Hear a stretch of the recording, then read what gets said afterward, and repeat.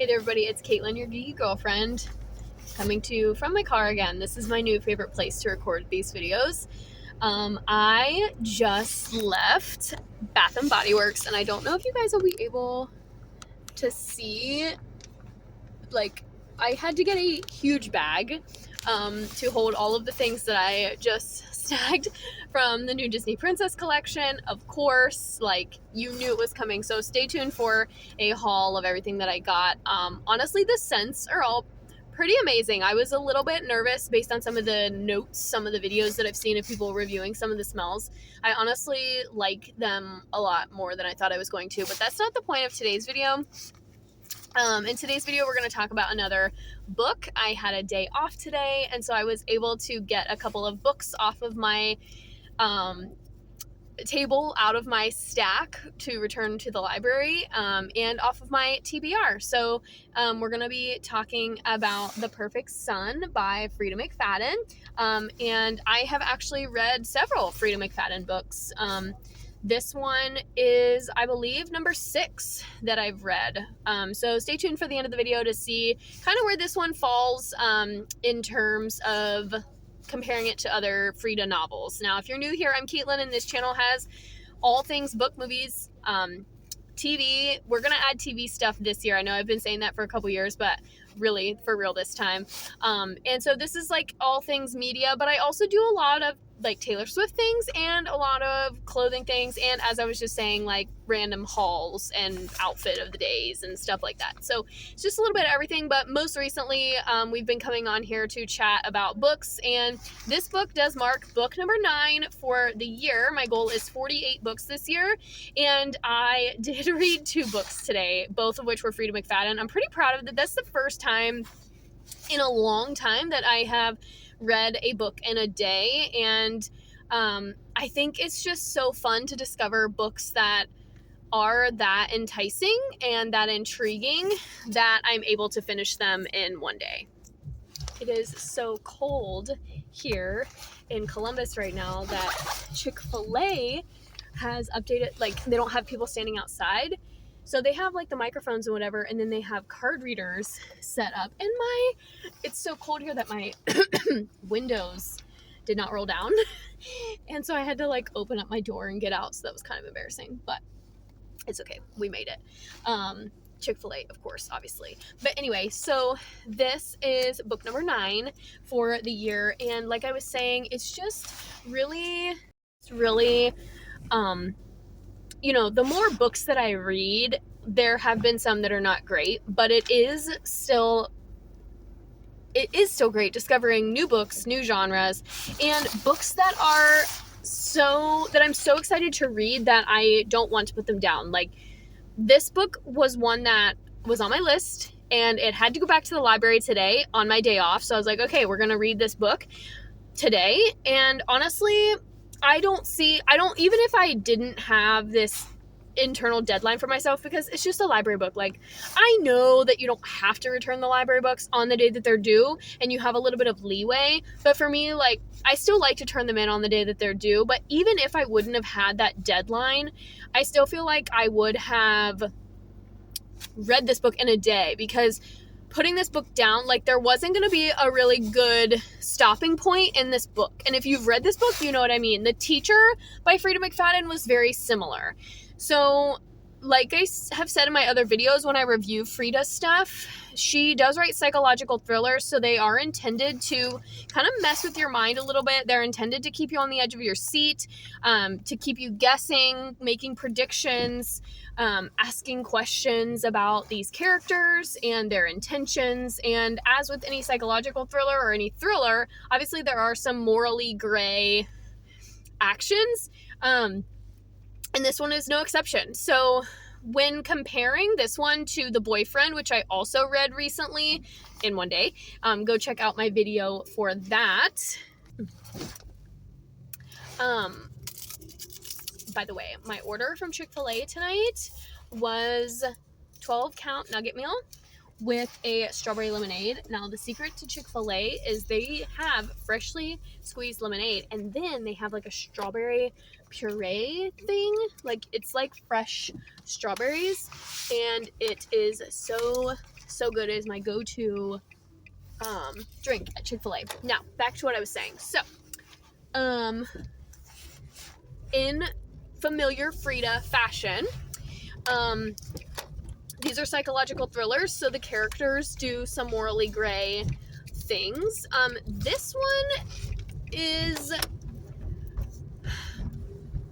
like, you can't really compare Frieda books to one another, but I did read 2 of them so recently, so make sure you go check out my review of The Boyfriend by Frieda McFadden, which is her most recent release. It released in 2024, so it's her newest one. And I read that one very recently as well. But when, like, comparing that one to the other ones that I've read, I think this one, The Perfect Son, was a little bit more unexpected. It did have a little bit more of that lead up, had a little bit more of that, like, unexpected factor, whereas The Boyfriend was pretty predictable to me. But you can watch my full review of that one. But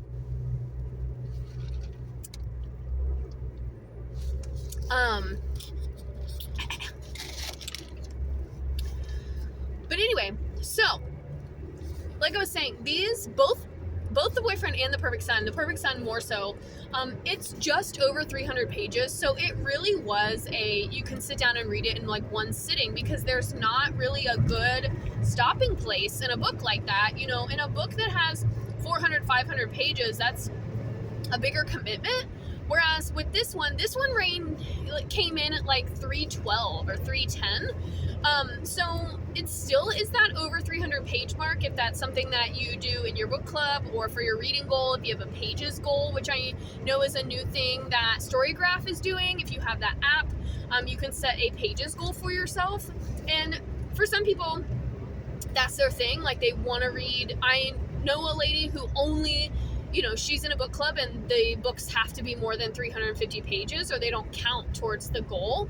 And for some people, that's it. But for me, I like to go back and forth between these longer, multiple sitting novels and these shorter and I'm getting to that point where a 300 pager is pretty much a one sitting novel.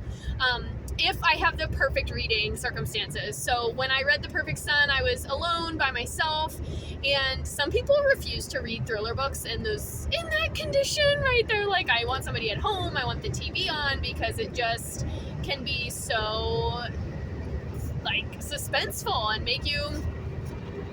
And this one, I wouldn't say, and something that I did last year here on the channel was I did a rating system for thriller books, and I would say this one is C for creepy, maybe. Like, it gets like a high B, low C. The premise, similar to other Frieda McFadden books, is one of the male leads, I won't say which one because that will spoil the plot, but one of the male leads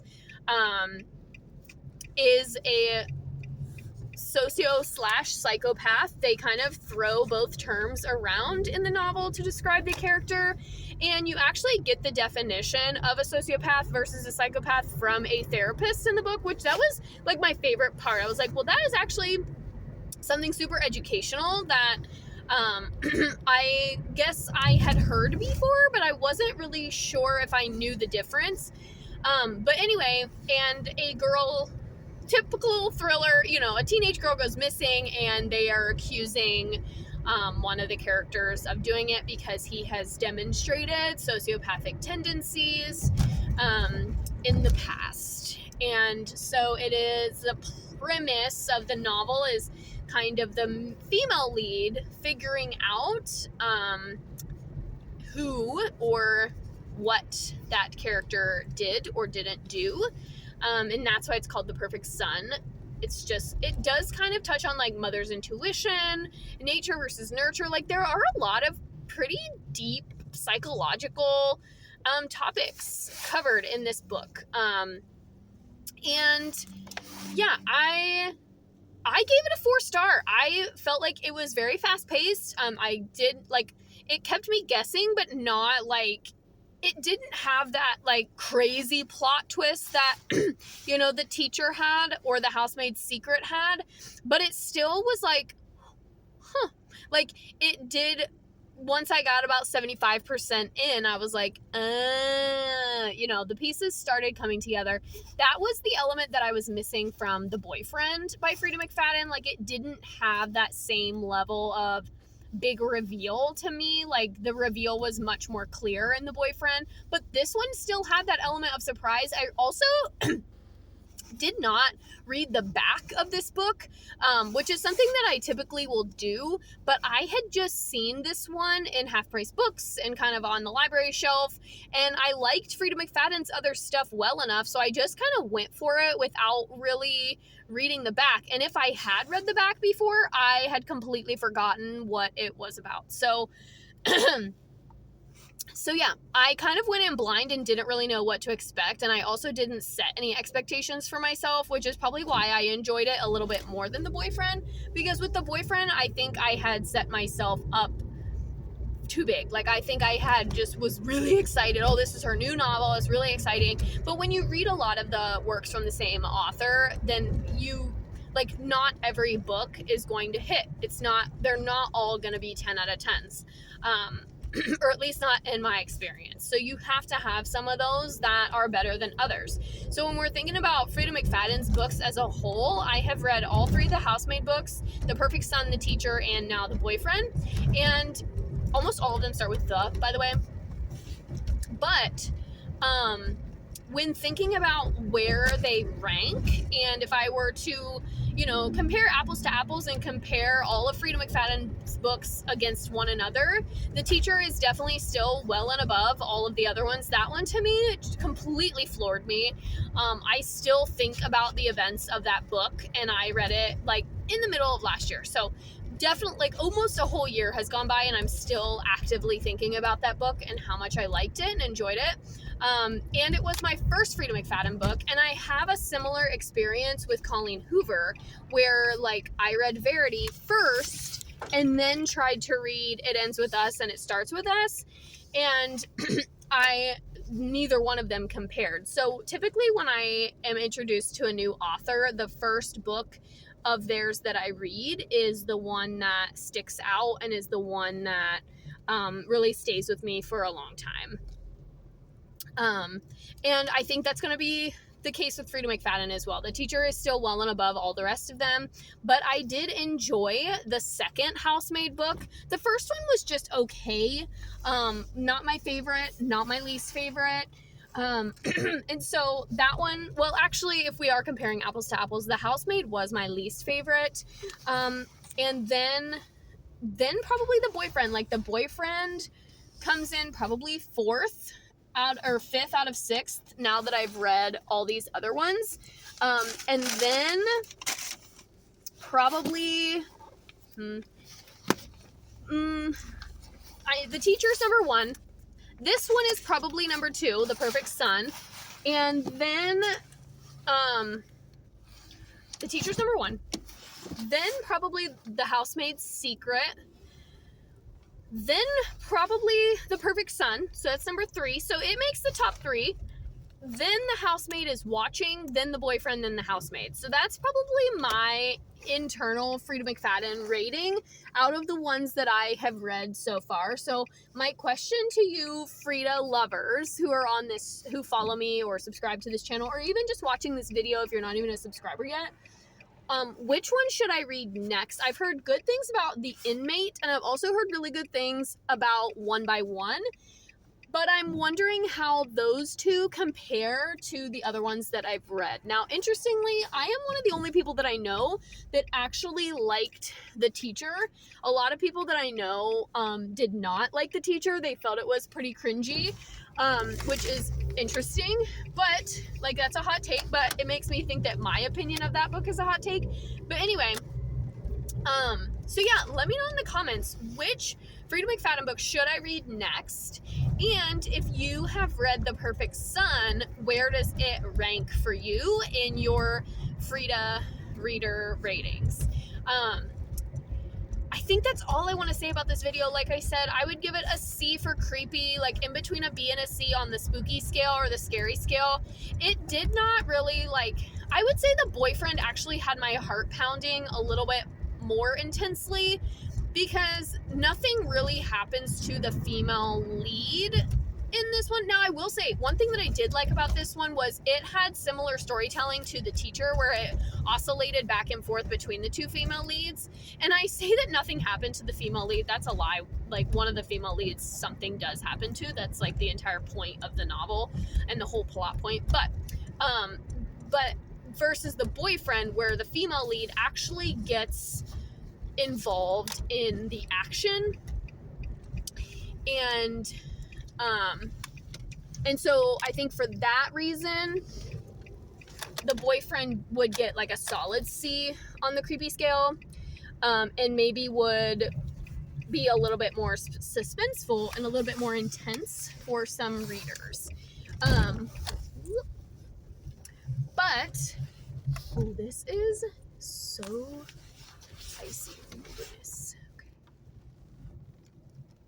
And as you know, if you're watching my car videos, I do everything hands-free thanks to a mount that I got on Amazon. If you're interested, you can comment and I will put the link in the description. But I think that's all I wanted to say. I just dropped the books back off at the library, and I don't think I have anything else to say about this one. I liked it better than The Boyfriend, not my favorite. I gave it 4 stars overall. If you are new to the thriller genre, I say this one is a good one to start with. I think it's a good introductory thriller novel. I will also say there is no spice in this book at all, and there is very little language. So honestly, I feel like this would be okay. Now, there is some dark and graphic subject matter because it's a psychological thriller, so there are elements of like torture and kidnapping and all those things, because as to be expected with a thriller novel, but there was no explicit language. And so I would say that, you know, an 18, 19-year-old, maybe even 17, could read this and enjoy it if you like thriller books. Do not recommend this to someone who doesn't like scary movies or doesn't like slasher movies. Now, I will say I'm not even a huge horror movie person, but I love a good thriller book. I don't know, something about it being on screen is sometimes more scary to me than being on print, which is weird because I'm a visual reader, so I visualize a lot. But yeah, so a little bit more mild in terms of adult language and adult themes, especially compared to some of her other books. The Housemaid is definitely not, like, it is full on adult. Some of the themes in that were like very, very creepy. The Housemaid definitely gets a C for creepy. So her books kind of fluctuate between where they are on the creepy scale, but all of them are very low spice, so you don't have to worry about any of that. There's nothing like that going on. But yeah, so let me know in the comments your thoughts of The Perfect Son by Frieda McFadden, and like I said, what Frieda McFadden book should I read next? We are only in February of 2025, so we still have 10 months left of the year. I'm sure another Frieda book will make the reviews and make the cut for 2025, and I can't wait to take you guys on that journey with me. So thank you all for hanging out with me tonight, and make sure you check out all of my recent videos, and you can turn on notifications to get notified about when I drop a video, and hit that red button to subscribe. Until next time, stay safe and warm out there, everybody. Bye-bye.